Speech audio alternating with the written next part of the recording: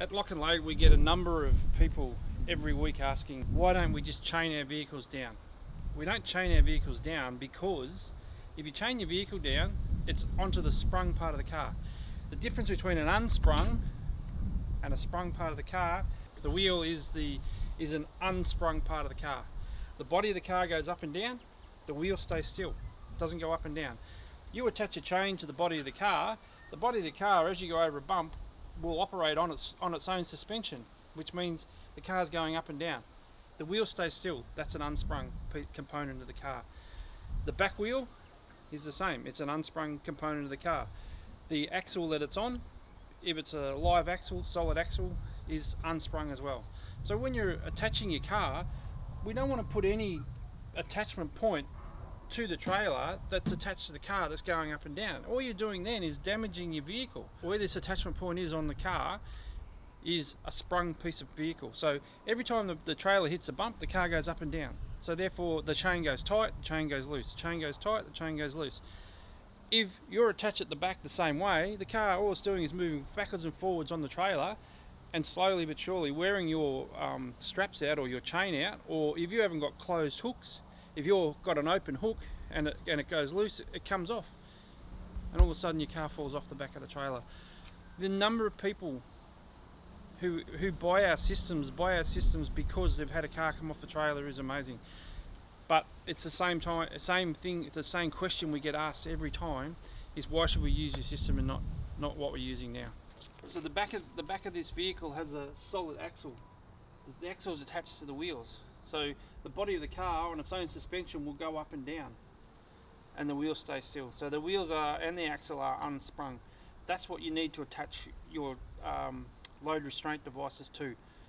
Attaching to a tow point, which is what a lot of people do, they'll put a strap onto their tow point and then down onto the trailer. It doesn't work.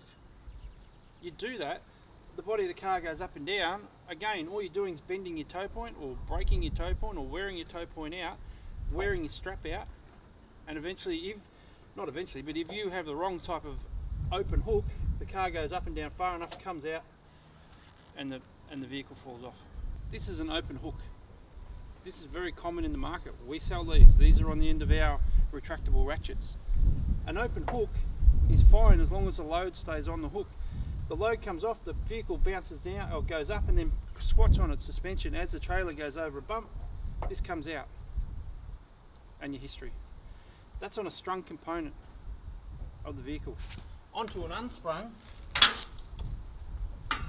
so onto the axle of the vehicle. Once you put tension on this, it's not going to come undone. So when you apply load,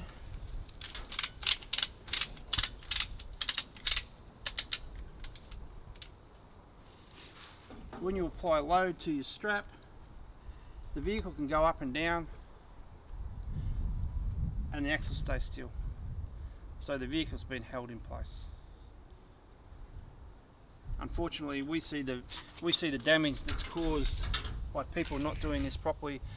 We spend hundreds of thousands of dollars on our race cars, and for $150 or thereabouts, a simple kit like what we sell can save you thousands. This is another chestnut. This is another thing that a lot of people do with race cars. Whether they got spoked wheels like motorcycle wheels, or wheels like these that are super strong, it doesn't matter. You're through an unsprung part of the vehicle, which is good, but without having wheel chocks on the front, the vehicle is pulled there this way on the front and this way on the back. These straps stretch. These straps will over their 9 meter length, they will increase their length by 75% under load. So you have two straps pulling against each other this way, they'll increase their length by 75%. So under load, under maximum load, if you continually brake, which we do when we're traveling along and the car going up and down, is stretching, and everybody that's done this will tell you that they come loose. By the time they get to where they're going, the straps are loose. This is just not the way to do it. This creates more problems and does more damage to your vehicle than it's worth. A simple fix is to use our system where the straps are not stretching, they're already at their tension, and we use a different material in our retractable straps that doesn't stretch, so we don't have this problem. These straps are not made for tying cars on. These straps are made for tying cargo onto a truck, where every time the truck driver gets out, he can put more load on it. With these, you have to do the same thing, but if you're pulling in both directions and they're both getting longer and longer, the car's rocking on the trailer. And people say to me, "Oh, we'll just leave it in gear." Just leave it in gear. Leave your car in gear and let the car rock backwards and forwards in first gear. What's going to happen by the time you get to where you're going? All you've done is damage your gearbox. Not good. Same with brakes. You shouldn't have the handbrake on. The car should be neutral and with the handbrake off and secured onto the trailer. So you're not doing any damage to your car no matter what happens. The vehicle's being restrained by the systems that you're using on your trailer. Our new system that has been developed with BJR, or with the help of BJR, holds the vehicles over the wheels, they're unsprung weight, front and back, pulls in the right direction, the car rides up and down on its own suspension, which is what it does on the road, and it's a no-brainer. It's such an easy system to use, it's an easy system to install, and you won't be doing damage to your vehicle. Our systems don't suit every vehicle. We'll be upfront about that. If you have more than one vehicle, and you use more than one vehicle on a trailer and they have different tracks, widths, not lengths, widths, then our system is limited to one vehicle or one track width per set. If you have multiple vehicles that have different width tracks, then you need to have more than one set of our tracks on the trailer. Our straps suit each type, but the width is the only thing that varies. Coming soon, there will be a new product on the market where you can move the wheel chock backwards and forwards, so you can change the position of the vehicle on the trailer to get the ball weight correct, the ball loading correct. Sorry. So that's coming. That'll be in the next 6 months, and obviously we'll let everybody know when that happens. But make sure that when you do tie your vehicle on the trailer, that it gets there in the same condition as it left. If you use our systems, that's what will happen. Our systems have been developed using the latest National Transport Commission Load Restraint Guide 2018. This is the latest version. This is what everybody that's in the transport industry should be working to.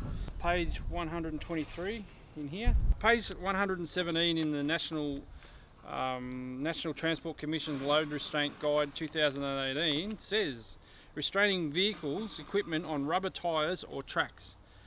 We're not tying down steamrollers, we're not tying down excavators, we're not tying down bulldozers, we're tying down rubber tired vehicles. The formulas in the standard are different to tying down heavy machinery. We're tying down light cars. So in this book it tells us that in all cases pre-tension lashings provide a clamping force equal to minimum of 20% of the load's weight. 20%. So providing you have 4 lashings, they have to equal, their capacity has to equal 20% of the weight of the vehicle. Our lashings, in that case, the total capacity of our lashings, the vehicle could be 10 tonne and we'd still meet this standard. We do get a lot of people ask us, we have on the back of our system, there's 2 retractable ratchets with a capacity of 340 kilos. Is that enough? Read the restraint guide. It's more than enough. So if anyone's interested, you can read this on the internet, you can download it and you can read all the information. But that's what we do for you guys. We read the information and we build our systems that are compliant with this standard. Chaining your vehicle down and pulling it down on the suspension it's what we did last century. We don't do it that way this century.